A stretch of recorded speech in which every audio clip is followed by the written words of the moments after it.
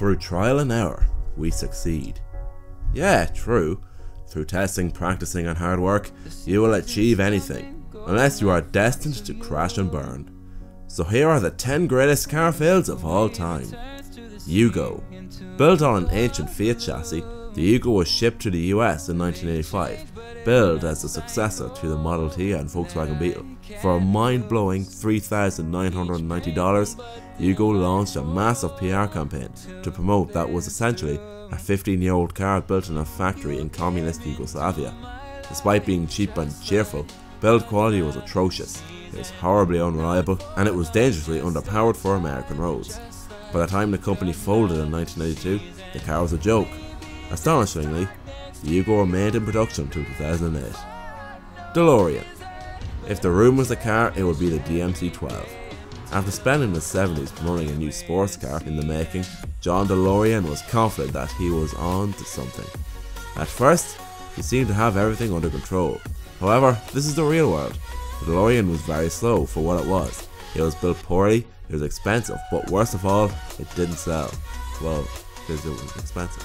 John DeLorean expected to sell 12,000 units in a year, but he only managed to sell 6,000 by 1981. By the end of 1982, the factory in Northern Ireland was closed, and the rest is history. Pontiac Aztek.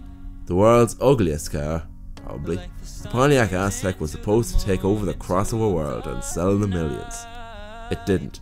It was front-wheel drive, aimed at the wrong group of people, slow and simply hideous. Since its creation, it has become a joke to all car lovers. I once heard that it was described as the American Fiat Multipla. Ouch. Like the DeLorean, it has since become a cult classic ever since it appeared in Breaking Bad. My Ford Touch.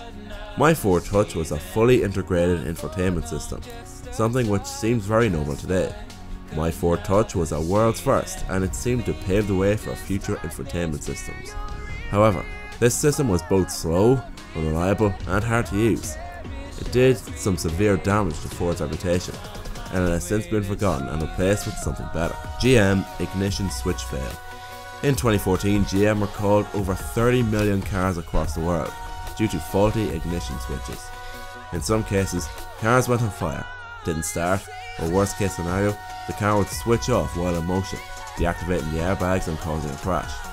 124 people tragically lost their lives in these incidents, and the scandal cost GM $900 million, which is forfeited to the United States government.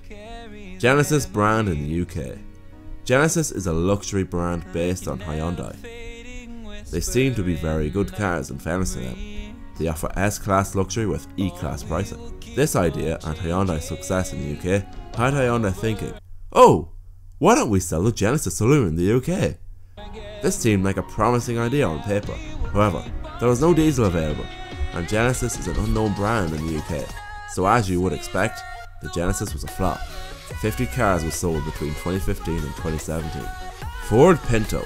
The Ford Pinto was an affordable hatchback designed to rival the finest from Europe and Japan. It was practical and cheap. However, they were all kinds of ugly, slow, unreliable, and best of all, it would burst into flames if the car was involved in a rear-end accident, as the fuel tank was so close to the rear axle. Even a recall couldn't save this poor horse.